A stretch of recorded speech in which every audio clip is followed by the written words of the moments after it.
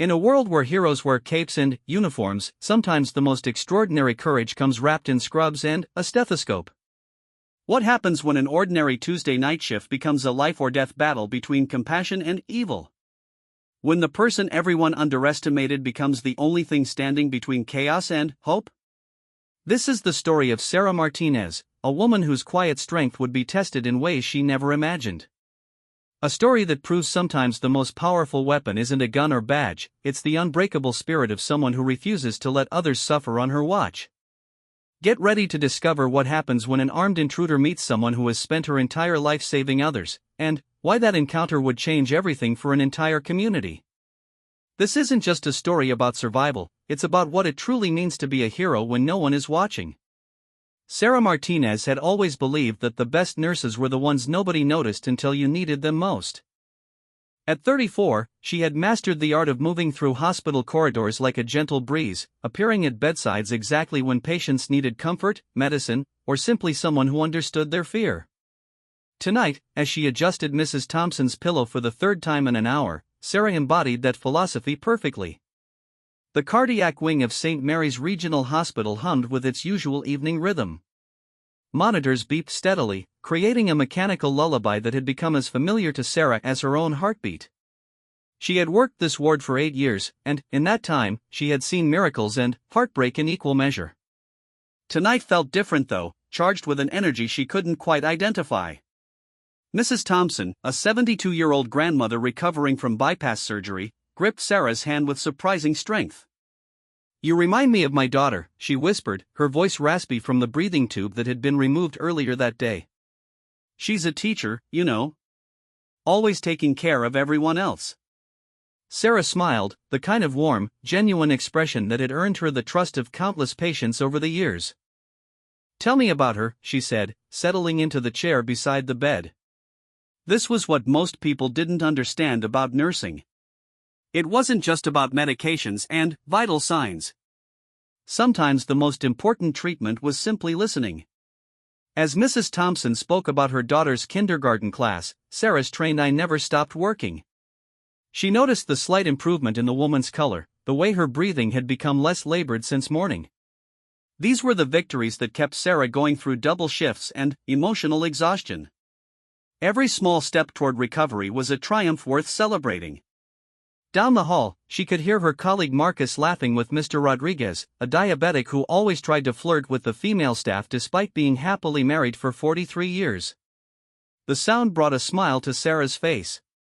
This was her world, her chosen family of patients and co-workers who understood that healing required more than medical knowledge. Dr. James Chen appeared in the doorway, tablet in hand, his usually serious expression softened by fatigue.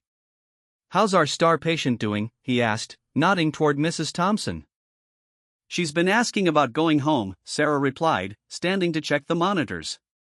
"Vitals are stable, pain levels manageable. I think she's ready to start thinking about discharge planning." Dr. Chen nodded approvingly.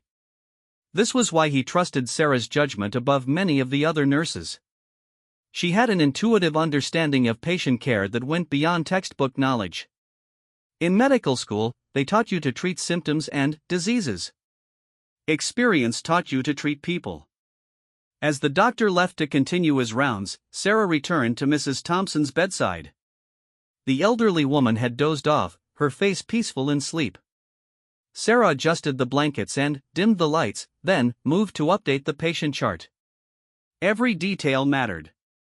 Every notation could make the difference in someone's treatment plan.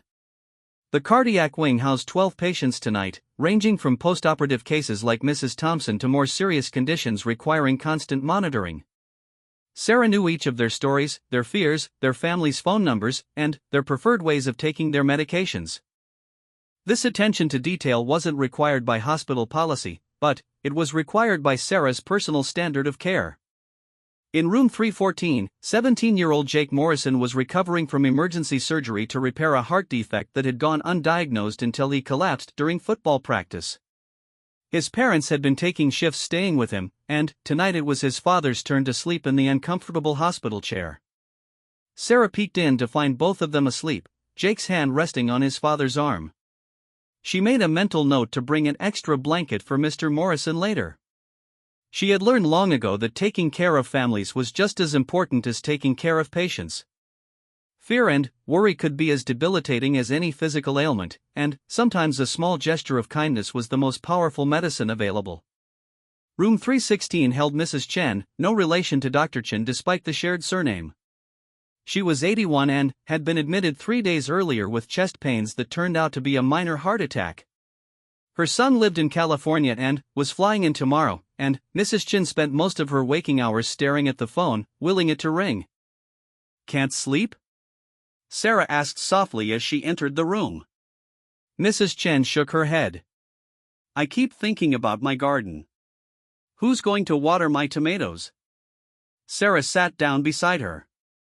"Tell me about your garden. What do you grow?" For the next 20 minutes, Mrs. Chen described her vegetable garden in vivid detail. As she talked, Sarah could see the woman's anxiety lessening. This was another lesson nursing had taught her. Sometimes the best way to help someone in the present was to let them visit a place in their mind where they felt safe and productive.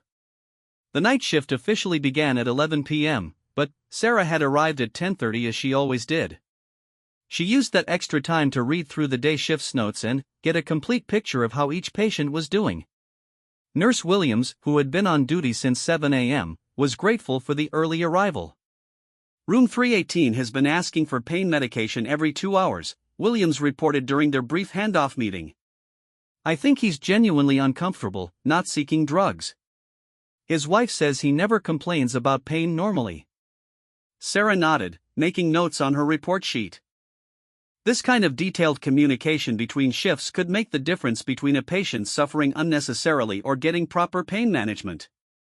She had seen too many cases where assumptions led to inadequate care. "Mrs. Thompson wants to call her daughter in the morning," Williams continued. "I told her she could use the phone at the nurse's station if she wants privacy." "I'll make sure she knows," Sarah replied. These small accommodations mattered enormously to patients who were feeling vulnerable and disconnected from their normal lives. By midnight, the cardiac wing had settled into its overnight rhythm. Sarah made her first complete round, checking on each patient, adjusting medications, and ensuring everyone was as comfortable as possible. The night shift was different from day shift in many ways. There were fewer doctors around, less administrative staff, and a quieter atmosphere that could be either peaceful or eerie, depending on the circumstances. Tonight, as Sarah moved from room to room, she felt an unusual sense of alertness. It wasn't anything she could pinpoint exactly, just a feeling that something was different. She had learned to trust these instincts over the years. Sometimes they led to catching a change in a patient's condition before it became critical. Sometimes they were just the result of too much caffeine and not enough sleep. In the break room, she found Marcus updating patient charts and drinking his third cup of coffee of the night. "Quiet evening so far," he commented, not looking up from his paperwork. "Almost too quiet," Sarah replied, pouring herself a cup of tea. She preferred tea during night shifts, finding that caffeine late at night made her jittery rather than alert. Marcus glanced up at her tone. "You feeling something?" Sarah shrugged. "Probably nothing. Just one of those nights." But, even as she said it, she knew it was more than nothing. Somewhere in the back of her mind, a small voice was telling her to stay extra alert tonight. She had learned over the years that this voice was usually right, even when she couldn't understand why. As she returned to the nurse's station, Sarah checked the security monitor that showed the main entrances to their wing. Everything looked normal. The overnight security guard, Bob Martinez, was making his rounds. The elevator was quiet. The stairwells were empty. She settled at the computer to update patient records, but found herself glancing frequently at the monitor. Outside, she could hear the distant sound of city traffic, the occasional ambulance siren, and the normal sounds of a hospital that never truly slept. Everything seemed exactly as it should be. At 12:30, she checked on Mrs. Thompson again. The elderly woman was sleeping peacefully, her heart rate steady and strong. In the next room, Jake Morrison was also asleep, though he was clearly having a dream that made him restless. Sarah made another mental note to ask him about it in the morning. Sometimes patients, especially young ones, had nightmares about their medical experiences that could affect their recovery. Mrs. Chen was awake, reading a magazine by the dim bedside light. "How are you feeling?" Sarah asked softly. "Better," the elderly woman replied. "Thank you for listening earlier. I haven't talked about my garden in weeks. Would you like me to call someone to check on it? Maybe a neighbor?" Mrs. Chen's face brightened. "Would you? Mrs. Patterson next door has a key. She said she would help if I needed anything." Sarah made a note to help arrange this in the morning. It was a small thing, but she knew it would make an enormous difference in Mrs. Chen's peace of mind. This was what nursing was really about, understanding that healing involved the whole person, not just their immediate medical needs. As she continued her rounds, Sarah reflected on why she had chosen this profession. It certainly wasn't for the money or the regular hours. She worked nights, weekends, and holidays. She dealt with difficult patients, grieving families, and life or death situations on a regular basis. But moments like tonight, when she could ease Mrs. Chen's worry about her garden or help Mrs. Thompson feel less alone, made it all worthwhile. By 1 a.m., the wing was as quiet as it ever got.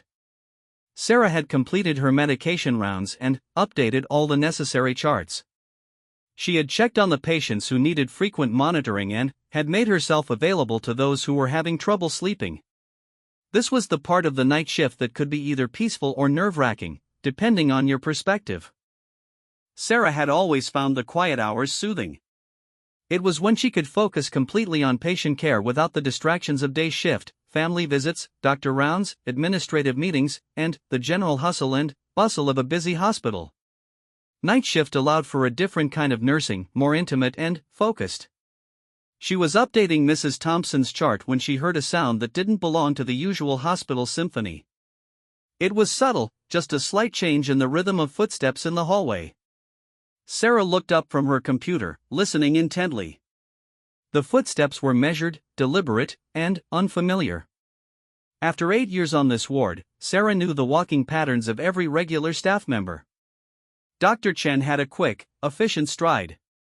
Marcus moved with the slightly heavy step of someone who had been on his feet for hours. The night janitor, Carlos, pushed his cart with a distinctive squeaky wheel that announced his presence long before you saw him. These footsteps belonged to none of them. Sarah glanced at the security monitor, but the camera angle didn't cover the section of hallway where she thought the sound was coming from. She stood up from her chair, moving quietly toward the edge of the nurses' station where she could see down the main corridor. The hallway was empty, lit by the dim overnight lighting that was bright enough for staff to navigate safely but soft enough not to disturb sleeping patients. Sarah listened again, but the sound had stopped. She was beginning to think she had imagined it when she heard something else, the soft sound of a door closing. Moving quietly, she walked toward the sound. As she passed room 318, she could hear Mr. Patterson snoring softly. Room 320 was dark and quiet. But, as she approached room 322, she noticed that the door was slightly ajar. That was unusual because hospital policy required patient doors to remain closed during night hours for privacy and noise control.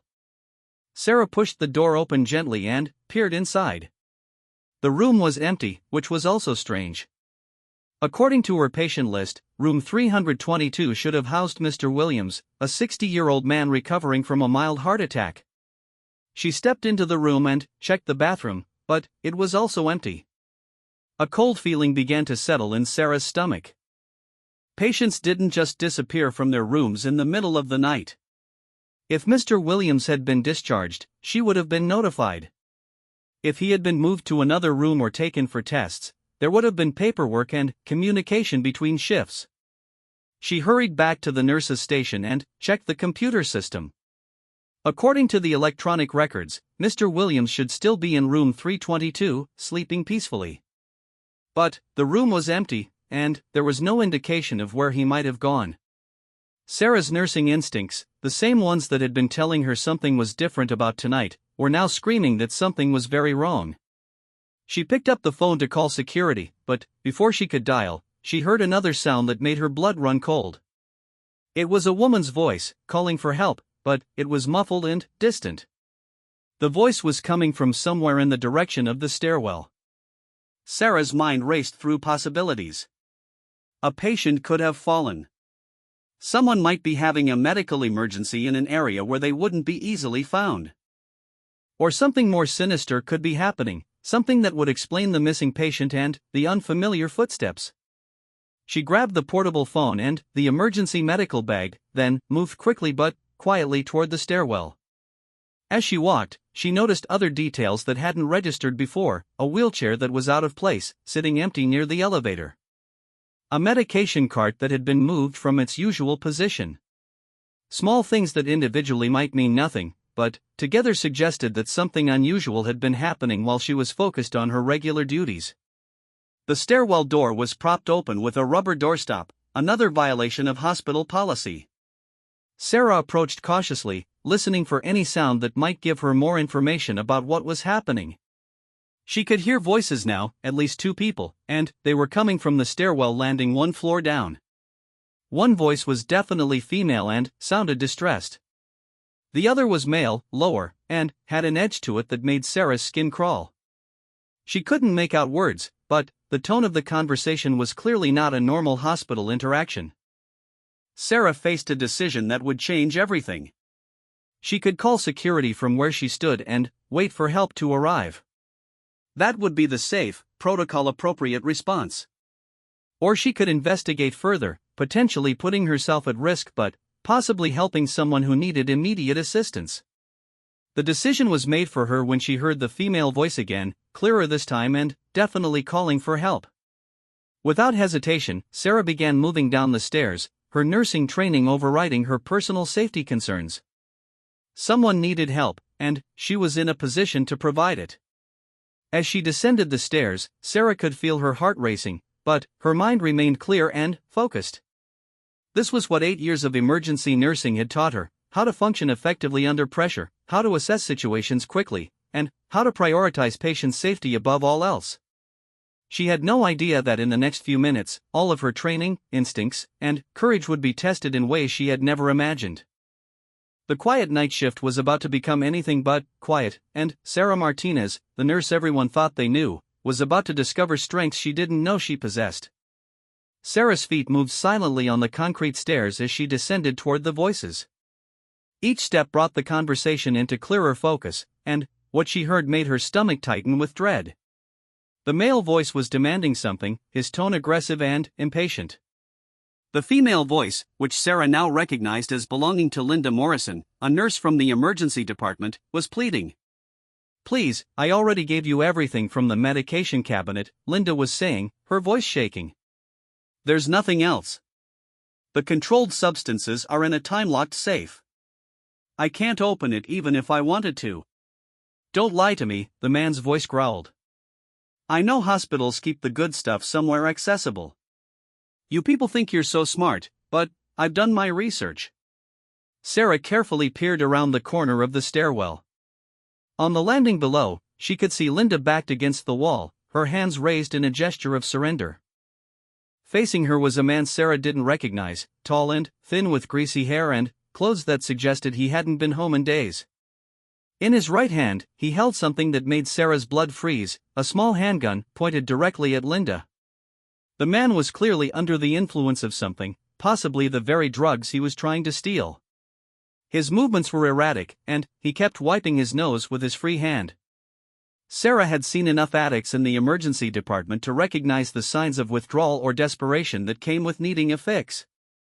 "Look," Linda continued, her voice gaining a slight steadiness that Sarah recognized as the calm that came from nursing training, "I understand you're in pain. I can help you get into a treatment program. There are resources available."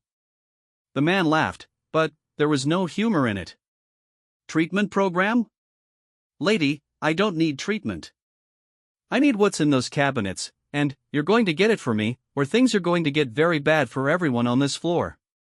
Sarah's mind raced through options. She could try to sneak back upstairs and call security, but that would take precious time, and the man's agitation was clearly escalating. She could try to create a distraction, but that might make the situation worse. Or she could try to de-escalate the situation herself. The decision was made for her when she heard footsteps above her on the stairs. Someone else was coming down, probably attracted by the voices. Sarah realized that if another person stumbled into this situation unprepared, someone could get seriously hurt. Moving as quietly as possible, Sarah slipped her shoes off and began creeping down the remaining steps. She had to get closer to assess the situation fully and be in position to help if needed. As she moved, she tried to remember everything she had ever learned about dealing with people in crisis. During her training, Sarah had attended seminars on workplace violence and de-escalation techniques. The instructors had emphasized the importance of remaining calm, not making sudden movements, and finding ways to establish rapport with agitated individuals. But sitting in a classroom listening to theoretical advice was very different from facing an armed man who was threatening her colleague. The man was pacing now, a small shuffling movement that kept the gun pointed in Linda's general direction but showed his inability to stand still. "I know there's a pharmacy on this floor," he was saying. "I saw the signs. You're going to take me there, and you're going to open every cabinet." "The pharmacy is locked," Linda replied truthfully. "Only the pharmacists have access after hours. I'm just a floor nurse. I only have access to the medications for my specific patients." This seemed to anger the man further. "Stop lying to me," he shouted, loud enough that Sarah worried patients in nearby rooms might hear. "Every nurse has access to pain medication. I've been watching this place for days. I know how it works." Sarah realized that this wasn't a random crime of opportunity. The man had been planning this, observing the hospital's routines and identifying what he thought were vulnerabilities. That made him potentially more dangerous because he had expectations about how this should go, and reality wasn't matching his plan. She was close enough now to see Linda's face clearly. Her colleague was maintaining her composure remarkably well, but Sarah could see the fear in her eyes. Linda had 2 young children at home and a husband who worked the early morning shift at a local factory. Sarah knew this because they had talked during shift changes, sharing the small details of their lives that helped them connect as human beings rather than just co-workers. The thought of Linda's family strengthened Sarah's resolve. She couldn't stand by and do nothing while someone threatened her colleague and, potentially, other innocent people in the hospital. She had to act, but she had to be smart about it. Sarah positioned herself where she could see both Linda and the man clearly, then took a deep breath and stepped into view. "Excuse me," she said in the same calm, professional tone she used with agitated patients. "I'm Sarah, one of the nurses upstairs. Is everything okay down here?" The man spun around, startling at her sudden appearance. The gun swung in her direction, and, for a moment, Sarah thought she had made a terrible mistake. But then, her training kicked in, and she forced herself to remain calm and still. "Who are you?" the man demanded. "How long have you been standing there?" "I just got here," Sarah replied truthfully. "I heard voices and came to check if anyone needed help." "That's part of my job." She paused, letting her eyes take in the situation without making it obvious she was assessing threats. "You look like you're in distress. Are you a patient? Can I help you with something?" The man's confusion was evident. Sarah's calm demeanor and professional approach weren't what he had expected. He had probably anticipated fear, screaming, or attempts to run. Instead, he was being treated like a person who deserved care and attention. "I'm not a patient," he said, but some of the aggression had gone out of his voice. "I need medication. Pain medication. These people won't help me." Sarah nodded seriously. "Pain can be really difficult to manage," she said, taking a small step closer. "I've worked with a lot of people who struggle with chronic pain. It affects every aspect of your life." "You don't understand," the man replied, but he was listening to her. The gun was still pointed in her direction, but his grip seemed less tight. "Actually, I think I might," Sarah said gently. "I've been a nurse for 8 years, and I've seen how pain can make people feel desperate. When you're hurting, it's hard to think about anything else. It becomes the center of your whole world." Linda watched this exchange with amazement. She had never seen anyone try to establish a therapeutic relationship with an armed criminal, but that was exactly what Sarah was doing. She was treating the man like a patient who needed care, not just a threat to be neutralized. "My back," the man said suddenly. "I hurt my back at work, and the doctors won't give me anything stronger than ibuprofen. They think I'm faking it or trying to get drugs to sell." Sarah could hear the genuine pain in his voice now, underneath the desperation and aggression. This didn't excuse his actions, but it helped her understand what had driven him to this point. "That must be really frustrating," she said. "When you're in constant pain and people don't believe you, it can feel like nobody cares about your suffering." "Exactly," the man said, his voice becoming less hostile. "I've been to 5 different doctors. They all say the same thing. Physical therapy, exercise, maybe some muscle relaxers. But nothing helps. I can barely sleep. I can't work. I'm losing everything." Sarah took another small step closer. She was now close enough that if she needed to act physically, she could reach the man, but she was hoping it wouldn't come to that. "What's your name?" she asked. The man hesitated, as if remembering that he was in the middle of committing a crime. "Why do you want to know?" "Because I want to help you," Sarah said simply. "And it's easier to help someone when you know their name. I'm Sarah Martinez. I work upstairs in the cardiac unit." "Dave," the man said after another pause. "Dave Henderson." "Nice to meet you, Dave," Sarah said, and she meant it. In her mind, he had transformed from armed criminal to Dave, a person in pain who has made some very bad choices. "Tell me about your back injury. When did it happen?" For the next few minutes, Dave told his story. He had been working construction when a beam fell and pinned him against a wall. The initial injury had seemed minor, but over the following months, the pain had gotten worse instead of better. Multiple doctor visits had led to diagnoses of muscle strain, then possible nerve damage, then suggestions that the pain might be psychological. As Dave talked, Sarah listened with the same attention she gave to her patients. She noticed that he favored his left side when he moved, and that he winced whenever he shifted position. His story had the ring of truth to it, and she found herself feeling genuinely sorry for what he had gone through. "That sounds incredibly difficult," she said when he finished. "Chronic pain is one of the hardest things to treat effectively, and it's even harder when you feel like nobody believes you." "You believe me?" Dave asked, and Sarah could hear the surprise in his voice. "I do," she replied. "I've worked with enough patients with chronic pain to know that it's real, it's debilitating, and it can drive people to desperate measures when they can't get help." Dave's gun hand had gradually lowered during their conversation. It was still pointed in Sarah and Linda's general direction, but it was no longer aimed directly at either of them. Sarah took this as a positive sign. "Dave," she said gently, "I want to help you find a better way to deal with this situation. What you're doing right now isn't going to solve your pain problem. Even if we could give you medication tonight, it would only be temporary relief. And the consequences of this," she gestured slightly toward the gun, "could make your life much worse." Dave's face crumpled slightly. "I don't know what else to do. I'm desperate. I haven't slept more than 2 hours at a time in months. I can't work.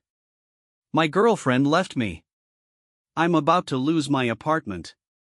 The pain is killing me." Sarah felt her heart breaking for this man who had been driven to such extreme measures by circumstances that had spiraled completely out of his control. At the same time, she was acutely aware that he was still armed and that the situation could turn dangerous again at any moment.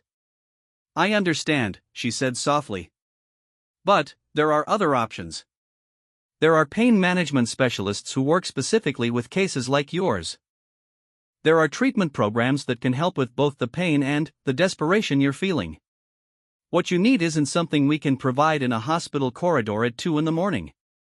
Dave looked between Sarah and Linda, and, for a moment, she thought he might be considering her words. But then, something shifted in his expression, and she realized that his brief moment of openness was closing. "No," he said, his voice hardening again. "I've tried all that. Doctors, specialists, programs. Nobody helps. Nobody cares. The only thing that works is real pain medication, and you people are going to give it to me, or I'm going to make sure everyone in this hospital regrets it. The gun came back up, and Sarah realized that her attempt at de-escalation had only worked temporarily. Dave was too desperate, too far gone in his addiction and desperation to be reached by words alone. She was going to have to try a different approach. Okay, she said, raising her hand slightly. I hear you. You're in pain, and you need help right now. Let's figure out how to make that happen. Linda shot her a look of confusion and concern. Sarah knew her colleague was wondering if she was actually going to help Dave steal drugs from the hospital. But Sarah had a different plan in mind. The medication cabinets upstairs are electronic, she said to Dave. They require my ID badge and fingerprint to open. If you want access to them, you're going to need me to cooperate willingly. Dave nodded eagerly. Yes, exactly. That's what I need. But I can't do that with Linda here, Sarah continued. She's not authorized for the cardiac unit medications, and having an extra person around makes the security system more complicated. This was completely untrue, but Sarah was betting that Dave's desperation and lack of detailed knowledge about hospital systems would make the lie believable. You want me to let her go? Dave asked suspiciously. I want you to show Linda that you're willing to be reasonable, Sarah replied. Let her go back to the emergency department where she belongs, and I'll take you upstairs to the cardiac unit where I can access the medications you need. Sarah was taking an enormous risk with this plan. She was essentially volunteering to be alone with an armed, desperate man. But she had several reasons for making this choice. First, it would get Linda out of immediate danger. Second, it would move Dave away from the stairwell where other staff members might stumble into the situation. And third, it would give her more time to either find a way to safely resolve the situation or to get help. Dave considered her proposal for what felt like an eternity but was probably only 30 seconds. Finally, he nodded. Okay. But if you try anything, if you call for help or try to run, I'll make sure everyone in this hospital pays for it. I understand, Sarah replied. I just want to help you get what you need so this can all be over. Linda started to protest. Sarah, you can't. It's okay, Linda, Sarah interrupted, meeting her colleague's eyes and hoping Linda would understand the message she was trying to send. Go back to the emergency department. Make sure everything is okay down there. Linda hesitated for another moment, then nodded slightly. Sarah hoped she would understand that make sure everything is okay was code for get help immediately. As Linda hurried down the stairs toward the emergency department, Sarah found herself alone with Dave and his gun. She had successfully changed the dynamic of the situation, but she wasn't sure if she had made things better or worse. Okay, Dave, she said, maintaining the same calm, professional tone. Let's go upstairs and see what we can do about your pain. As they climbed the stairs together, Sarah's mind raced through possibilities. She had bought some time and potentially saved Linda from harm, but she was far from being out of danger herself. The next few minutes would determine whether her gamble would pay off or whether she had just made the situation much more complicated. The elevator ride to the cardiac unit felt like it lasted forever, though it was probably less than a minute. Sarah stood beside Dave, acutely aware of the gun in his hand and the erratic energy radiating from his body. She kept her breathing steady and her expression calm, but her mind was working furiously to develop a plan that would keep everyone safe. Tell me about your pain levels right now, she said as they reached the third floor. On a scale of 1 to 10. Dave looked at her suspiciously. Why do you care? Because I'm a nurse, Sarah replied simply. It's what I do. And, because if I'm going to help you, I need to understand what we're dealing with. It's always at least a 6, Dave said after a moment. Right now, it's probably an 8. When I try to sleep, it goes up to a 9 or 10. Sarah nodded professionally. She had no doubt that Dave was in genuine physical pain, but she also recognized the signs of someone whose relationship with pain medication had become complicated by addiction. The combination made him particularly dangerous because he had both legitimate medical needs and the desperation that came with substance dependence. As they exited the elevator and walked toward the cardiac unit, Sarah was relieved to see that the hallway appeared empty. Her hope was that Linda had understood her coded message and was getting help, but she also didn't want additional people to stumble into this situation unprepared. The cardiac unit at night had a peaceful quality that Sarah usually found comforting. The dimmed lights, the soft sounds of monitors, and the knowledge that people were healing and recovering made it feel like a sanctuary. Tonight, with Dave walking beside her with a loaded weapon, it felt different. She was acutely aware that her patients, people like Mrs. Thompson and young Jake Morrison, were sleeping peacefully in their beds, trusting that they were safe and protected. "This way," she said, leading Dave toward the nurse's station. The medication cabinet was located in a secure area behind the main desk, and Sarah was hoping that the familiar environment would help her think more clearly about her options.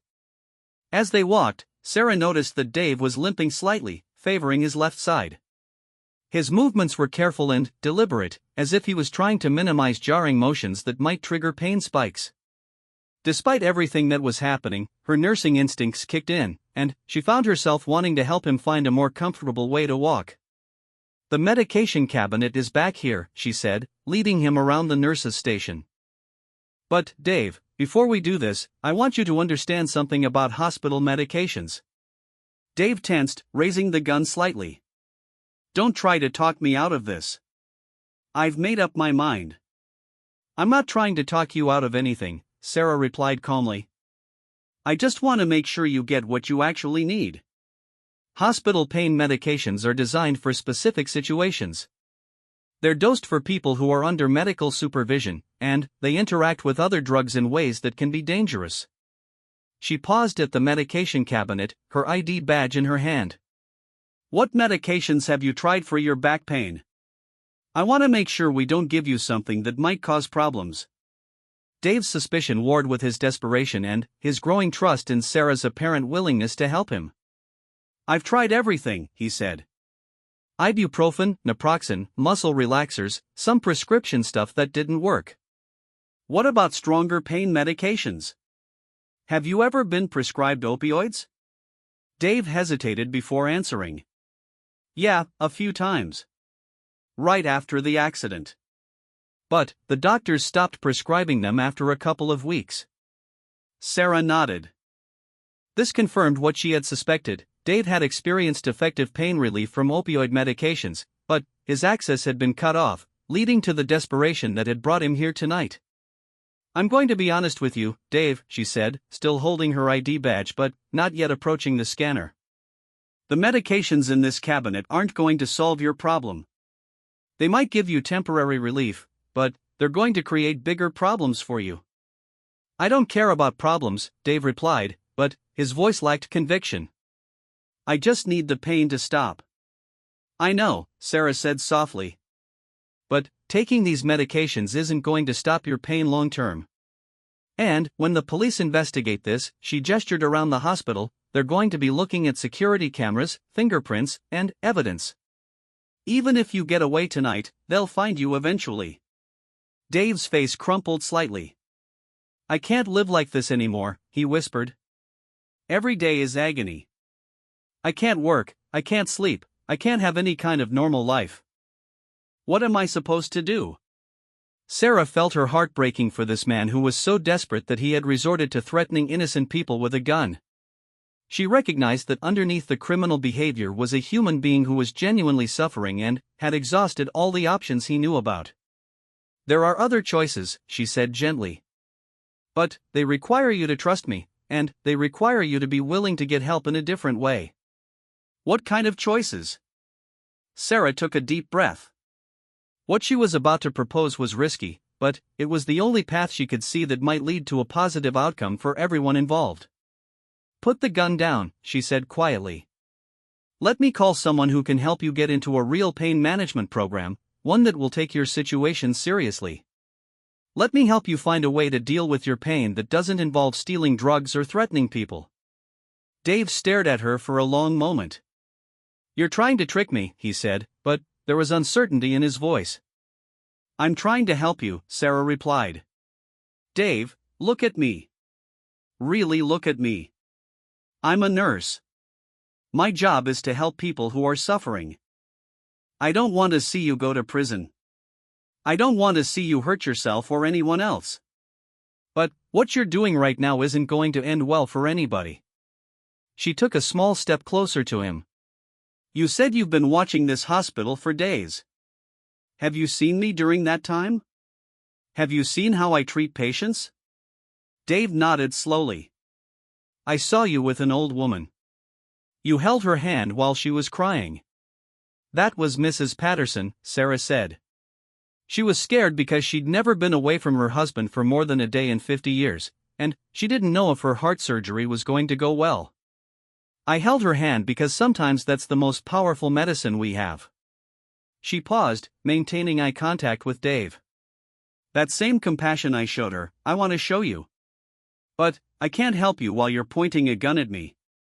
I can't help you if you're stealing drugs that will only make your problems worse. But if you trust me, if you let me, I can help you find a real solution. Dave's gun hand was trembling now. Sarah could see the internal battle he was fighting between desperation and hope, between the plan he had committed to and the possibility that there might be another way. How do I know you won't just call the police? He asked. Because I'm not interested in getting you arrested, Sarah replied truthfully. I'm interested in getting you help. Yes, there will probably be consequences for what's happened tonight. But if you choose to end this peacefully, if you choose to get help instead of making things worse, those consequences will be very different than if you continue down this path. She gestured toward the medication cabinet. Dave, even if I opened that cabinet right now, even if I gave you every pain pill in there, it wouldn't solve your problem. You'd use them up in a week or two, and then you'd be right back where you are now, except with additional criminal charges. Dave was listening intently, and Sarah could see that her words were reaching him. But she also knew that people in his state of desperation and potential addiction weren't always capable of making rational decisions, even when they wanted to. What kind of help? He asked quietly. There are pain management specialists who work specifically with chronic pain cases, Sarah explained. There are programs that combine medical treatment with counseling and support. There are ways to manage pain that don't involve the kind of medications that can become addictive. She paused, choosing her next words carefully. And, Dave, if part of your problem is that you've developed a dependence on pain medications, there are programs that can help with that too. Programs that understand the difference between addiction and physical dependence, that can help you get clean while still managing your legitimate pain. Dave's face showed a complex mix of emotions: hope, fear, skepticism, and desperate longing. Those programs cost money, he said. I can't work. I don't have insurance anymore. There are programs that work with people in your situation, Sarah replied. There are social workers who specialize in helping people access care regardless of their financial situation. It's not easy, and it's not quick, but it's possible. She took another small step closer. Dave, I want you to think about something. How did you feel when you decided to come here tonight with a gun? How did it feel to threaten Linda? How do you feel right now? Dave's shoulders sagged. Terrible, he whispered. This isn't who I am.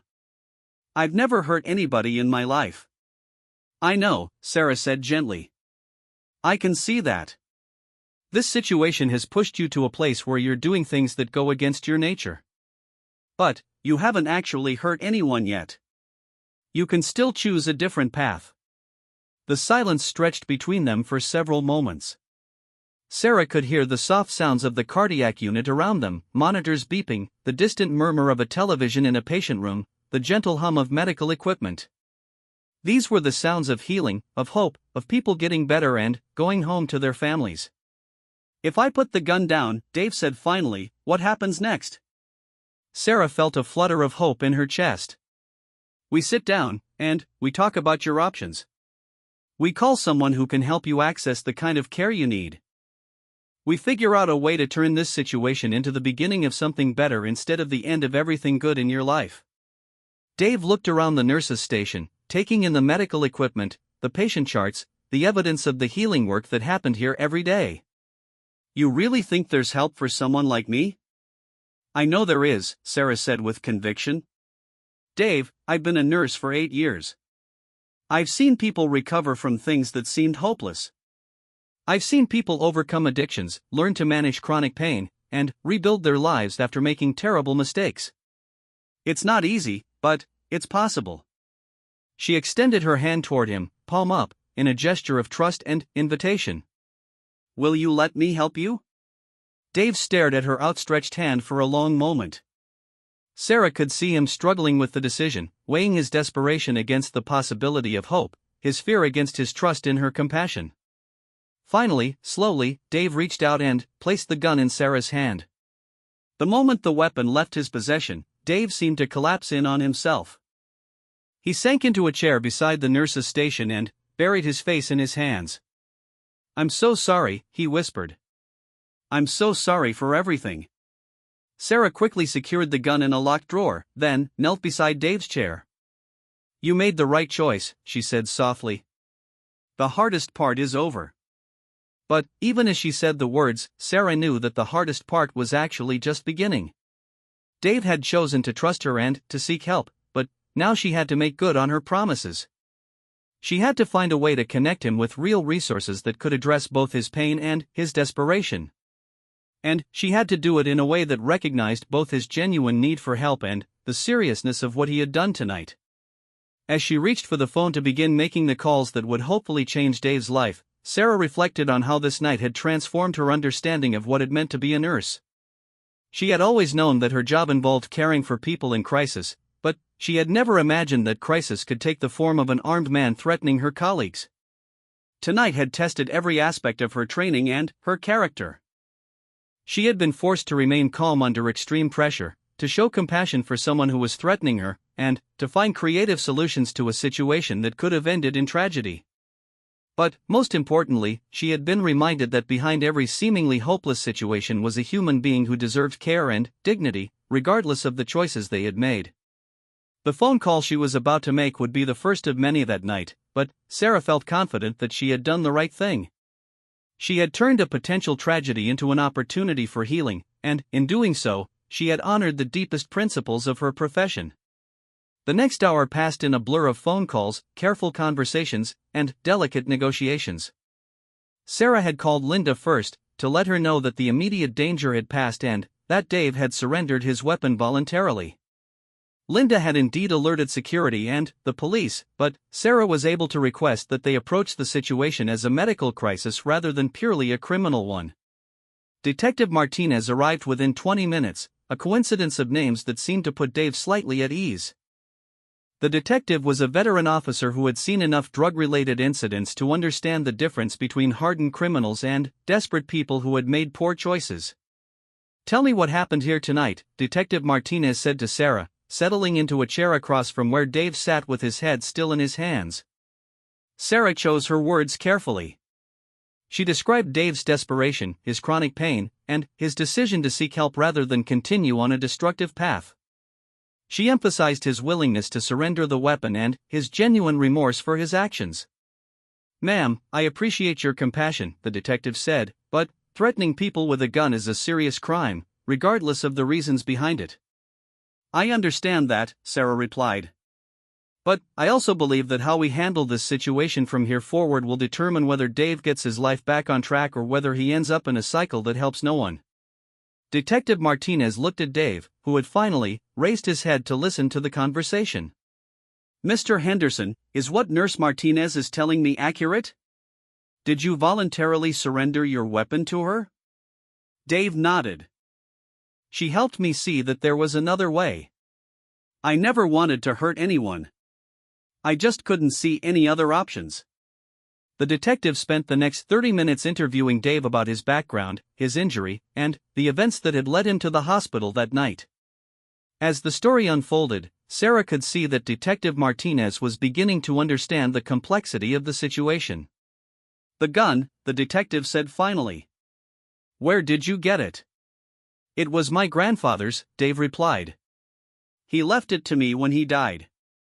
I've never even fired it.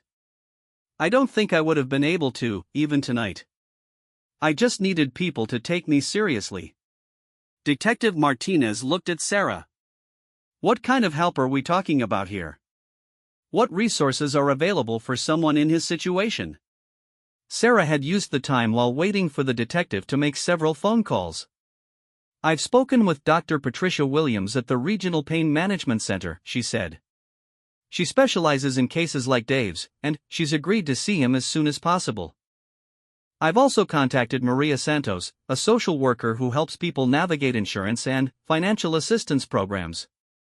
She paused, looking at Dave.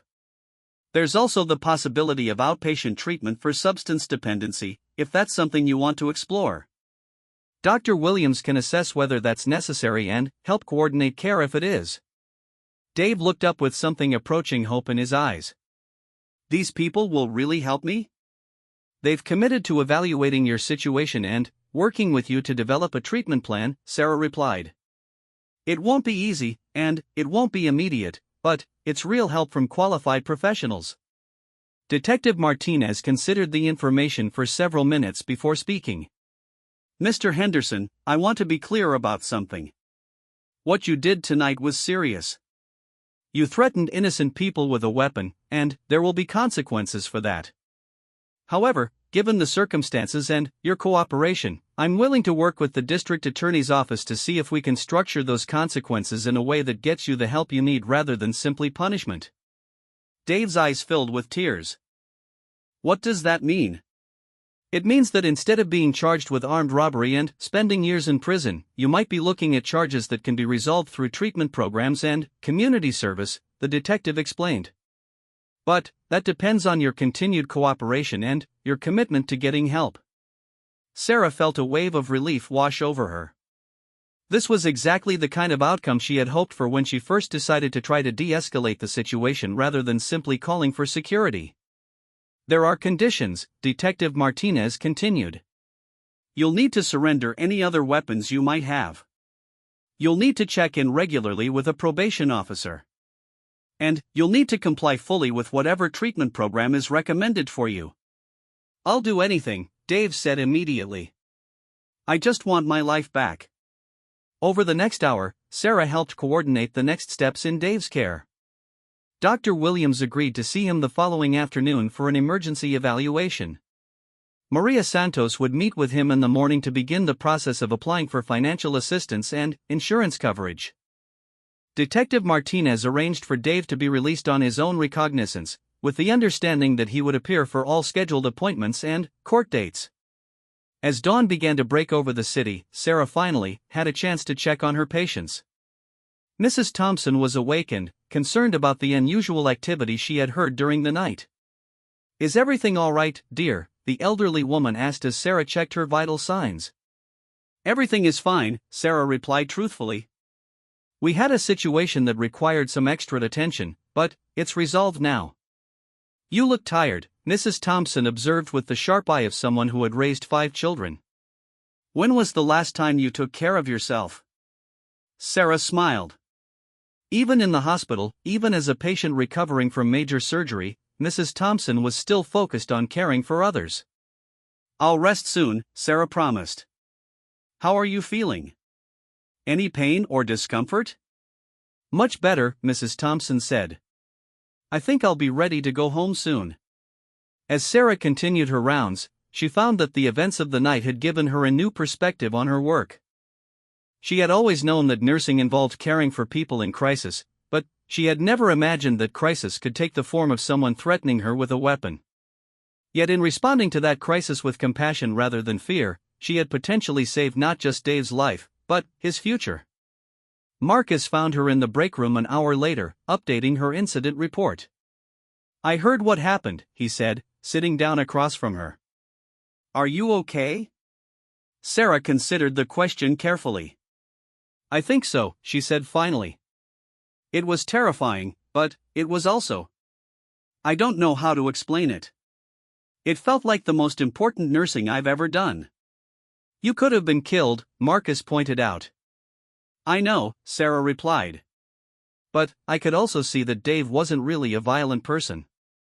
He was just someone who had reached the end of his rope and couldn't see any other options. She looked up from her paperwork. Marcus, how many times have we seen people in the emergency department who were clearly struggling with addiction or chronic pain, and felt like there was nothing we could really do for them? How many times have we discharged people knowing they were going right back to the same problems that brought them in? Marcus nodded. Too many times. Tonight felt different, Sarah continued. Tonight, I was able to actually help someone find a path forward. Yes, it was dangerous. Yes, I was scared. But it was also exactly why I became a nurse in the first place. Dr. Chen appeared in the break room doorway. Sarah, I wanted to check on you before I leave, he said. I understand you had quite an eventful night. You could say that, Sarah replied with a tired smile. I've been thinking about what happened, Dr. Chen said, settling into a chair. What you did tonight, the way you handled that situation, it demonstrates something that's often lost in modern medicine.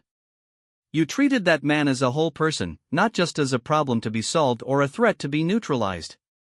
He paused, choosing his words carefully. I've been practicing medicine for 15 years, and I've seen a lot of healthcare workers burn out because they lose sight of the human element in what we do. What you did tonight reminded me why we all got into this profession in the first place. Sarah felt tears welling up in her eyes. The adrenaline of the night's events was finally wearing off, and she was beginning to process the emotional impact of what had happened. I keep thinking about what might have happened if I had just called security immediately, she said. Dave might have panicked. Someone might have gotten hurt. He might have ended up in prison for years, still in pain, still without help. But that's not what happened, Dr. Chen pointed out. You saw an opportunity to help someone, and you took it, despite the risk to yourself. That's the essence of what it means to be a healer. Later that afternoon, Sarah received a phone call at home. It was Dr. Williams from the Pain Management Center. I wanted to update you on Mr. Henderson, Dr. Williams said. I've completed my evaluation, and I believe we can help him. His pain is definitely real, and there are several treatment options we haven't tried yet. We're also recommending counseling to help him develop better coping strategies. That's wonderful news, Sarah said, feeling a wave of relief. I wanted you to know that he talked about you extensively during our session, Dr. Williams continued. He said you were the first person in months who had treated him like a human being rather than a problem. That kind of compassion, especially in the circumstances you were facing, probably saved his life. Over the following weeks, Sarah kept in touch with Dave's progress through Dr. Williams and Maria Santos. The treatment plan was working. Dave was responding well to a new combination of non-addictive pain medications and physical therapy. He was also participating in counseling sessions that were helping him develop better ways to cope with both physical pain and emotional stress. The legal consequences of his actions were significant but manageable. He was sentenced to 2 years of probation, 200 hours of community service, and mandatory participation in his treatment program. Most importantly, he was not sentenced to prison time, which would have derailed any chance of recovery. 3 months after that night, Dave came to visit Sarah during one of her day shifts. He looked like a different person, healthier, more confident, and with a sense of purpose that had been completely absent the night she had first met him. I wanted to thank you, he said simply. And I wanted you to know that I've been thinking about what happened that night every day since then. How are you doing? Sarah asked. Really doing? Better than I ever thought possible, Dave replied. The pain isn't gone, but it's manageable now. More importantly, I have hope again. I'm working part-time, and Dr. Williams thinks I'll be able to return to full-time work within a few months.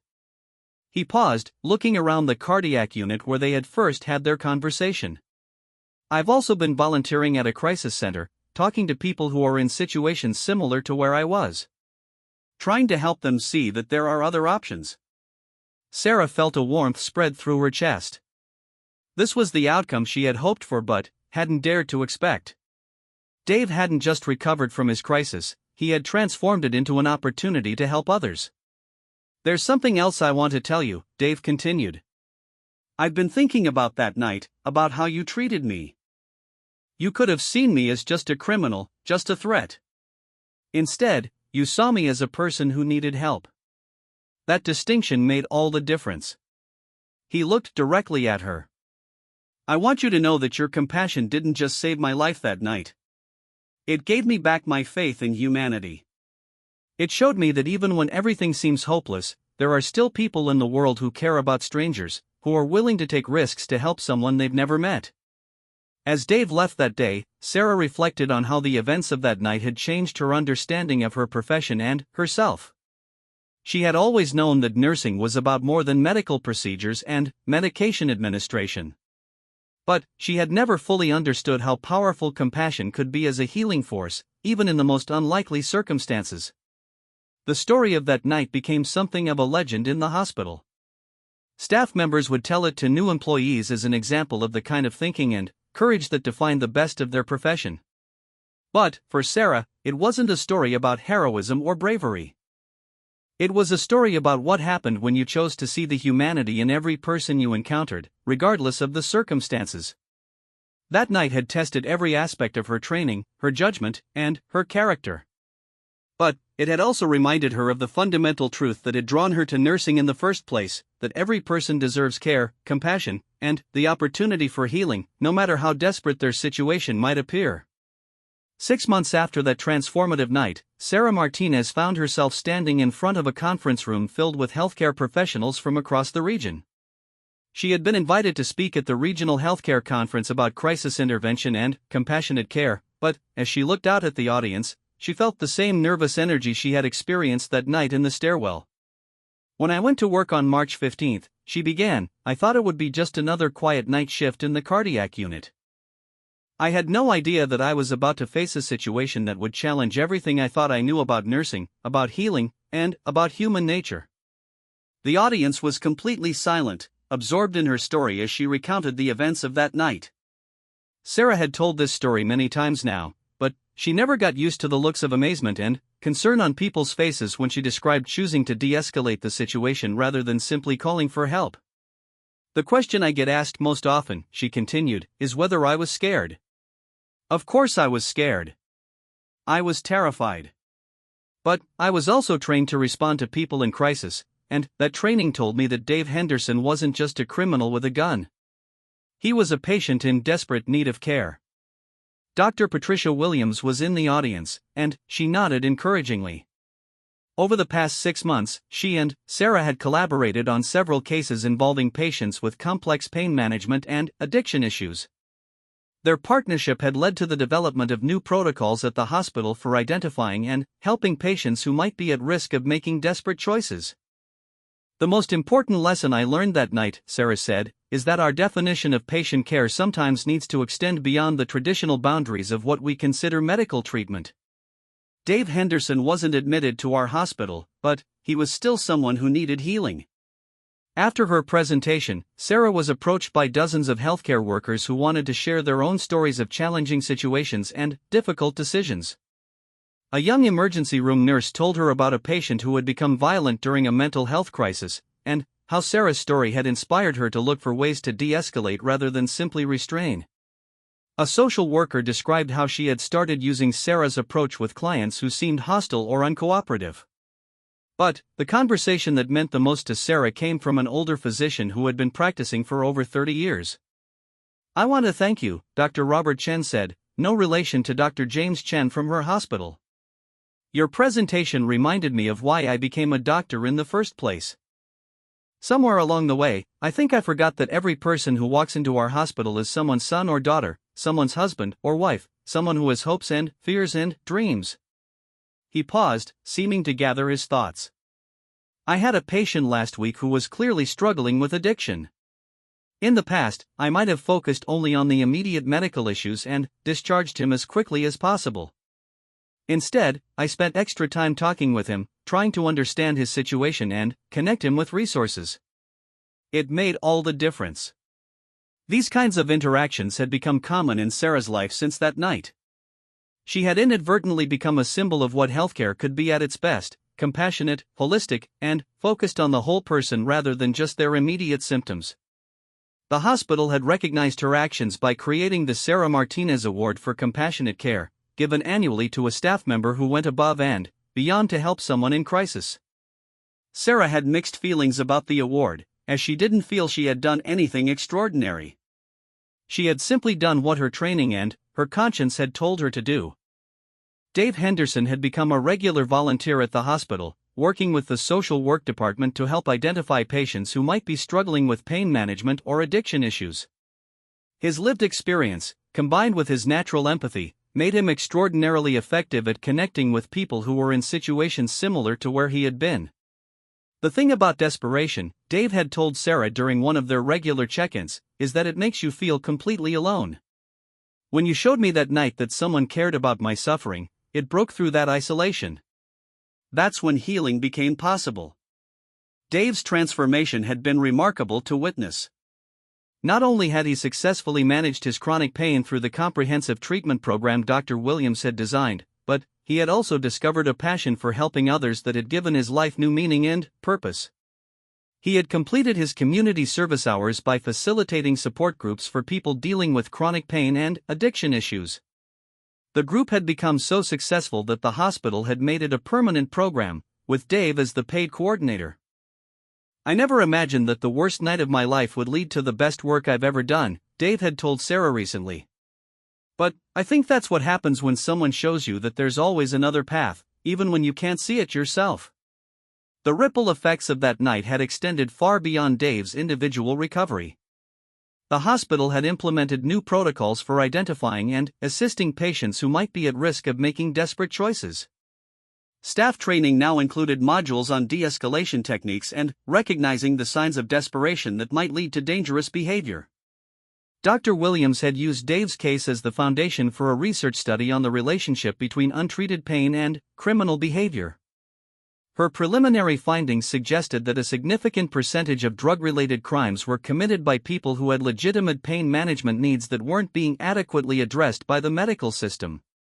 What Sarah did that night, Dr. Williams had written in her research proposal, demonstrates the potential for healthcare interventions to prevent criminal behavior by addressing the underlying medical and psychological needs that drive desperate actions. The study had attracted attention from law enforcement agencies, addiction treatment centers, and pain management specialists across the country. Several hospitals were now piloting programs based on the protocols that had emerged from Sarah's experience. But perhaps the most significant change had been in Sarah herself. The events of that night had crystallized her understanding of what it meant to be a nurse and had given her a sense of purpose that went beyond her daily responsibilities. She had started teaching classes for new nurses on crisis intervention and compassionate care. These classes were always oversubscribed, as word had spread throughout the medical community about the nurse who had transformed a potential tragedy into a story of hope and healing.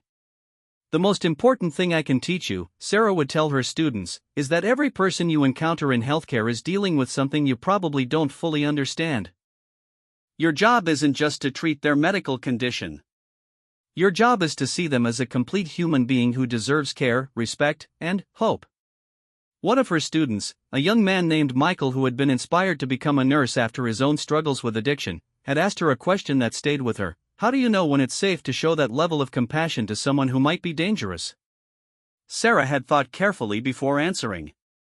You don't know, she had said finally. But you have to remember that your compassion might be the only thing standing between that person and a much darker path. Sometimes the risk of showing kindness is worth it, even when you can't guarantee the outcome. The question had made Sarah reflect on all the times since that night when she had chosen to spend extra time with a difficult patient, to listen more carefully to someone who seemed agitated, or to look for underlying causes when someone was behaving in ways that seemed unreasonable. Not every situation had ended as positively as Dave's had. Some patients had remained hostile despite her best efforts. Some had been dealing with issues that were beyond what she could address. But many had responded to compassionate care in ways that surprised both her and them. Mrs. Rodriguez, an elderly woman who had been verbally abusive to staff because she was terrified about her heart condition, had calmed down completely when Sarah took the time to explain every procedure and medication in detail. Mr. Jackson, a middle-aged man who had been refusing treatment because he was ashamed of his weight and medical conditions, had opened up when Sarah approached him with kindness rather than judgment. These smaller victories didn't make headlines or inspire research studies, but they reminded Sarah daily that the principles she had learned that night with Dave Henderson could be applied in countless situations. The anniversary of that night approached with a mixture of reflection and celebration. The hospital was planning a small ceremony to commemorate what they were calling the night that changed everything, though Sarah had requested that the focus be on the lessons learned rather than on her individual actions. Dave Henderson had asked if he could speak at the ceremony, and Sarah had enthusiastically agreed. She was curious to hear his perspective on how that night had affected him and what it meant to him now, almost a year later. 1 year ago tonight, Dave said, standing at the podium in the hospital's main conference room, I was the most desperate person in this building. I had convinced myself that threatening innocent people with a gun was my only option, and I was prepared to do whatever it took to get relief from pain that had taken over my life. He paused, looking around the room at the assembled staff members, many of whom had been working that night, and remembered the fear and uncertainty of those hours. But I met someone who refused to see me as just a threat or just a problem to be solved. Sarah Martinez looked at me and saw a person who was suffering, who needed help, and who deserved a chance to find a better way forward. Dave's voice became emotional as he continued. I want everyone in this room to understand something. The compassion that Sarah showed me that night didn't just save my life. It gave me back my faith in humanity. It showed me that even in the darkest moments, there are people who will choose kindness over fear, hope over despair. He looked directly at Sarah, who was sitting in the front row with tears in her eyes. Sarah, you didn't just help me find treatment for my pain. You helped me remember who I really was underneath all that desperation and anger. You saw the person I could become again, even when I couldn't see it myself. The ceremony concluded with the announcement of a new initiative, the Henderson-Martinez Crisis Intervention Program, which would train healthcare workers throughout the region in the techniques and principles that had emerged from that night's events. As the evening wound down, Sarah found herself standing in the cardiac unit where it had all begun. The ward was quiet, much as it had been that night a year ago. Mrs. Thompson had long since recovered and gone home to her garden and her grandchildren. Jake Morrison had made a full recovery and had returned to playing football, though he now volunteered at the hospital on weekends, inspired by the care he had received. New patients occupied the rooms, each with their own stories, fears, and hopes for recovery. Sarah made her evening rounds, checking on each of them with the same attention and compassion she had always provided, but with an even deeper understanding of how powerful that care could be. In room 318, she found Mr. Williams, a construction worker who was recovering from a heart attack and was clearly struggling with anxiety about his future. I don't know how I'm going to support my family if I can't go back to work, he confided to her. Sarah sat down beside his bed and listened as he shared his fears about his health, his finances, and his family's future. As she talked with him about his concerns and connected him with resources that might help, she thought about how this conversation was a direct result of everything she had learned that night with Dave Henderson. Before that experience, she might have offered sympathy and moved on to the next patient. Now, she understood that taking the time to really listen and help people connect with resources could be just as important as any medical intervention. As she finished her rounds and returned to the nurse's station, Sarah reflected on how profoundly that night had changed not just her career, but her entire understanding of what it meant to heal. She had learned that true healing often required looking beyond immediate symptoms to address the whole person and all the factors that contributed to their suffering. More importantly, she had learned that compassion was not just a nice quality for healthcare workers to possess. It was a powerful tool that could transform lives, prevent tragedies, and create hope where none had existed before. The last entry in her shift report that night was simple but meaningful, all patients comfortable and stable. Families notified of progress. Night passed peacefully. But behind those routine words was the accumulated wisdom of a year spent applying the lessons learned during one extraordinary night when everything changed. As Sarah drove home that morning, she thought about Dave Henderson, probably just starting his day at the crisis center, ready to help someone else find their way from desperation to hope. She thought about all the patients whose lives had been touched by the programs and protocols that had emerged from their encounter. And she thought about all the healthcare workers who were now approaching their own challenging situations with a deeper understanding of the power of compassionate care. That night had taught her that sometimes the most important nursing happens not in operating rooms or intensive care units, but in quiet moments when you choose to see the humanity in someone who desperately needs to.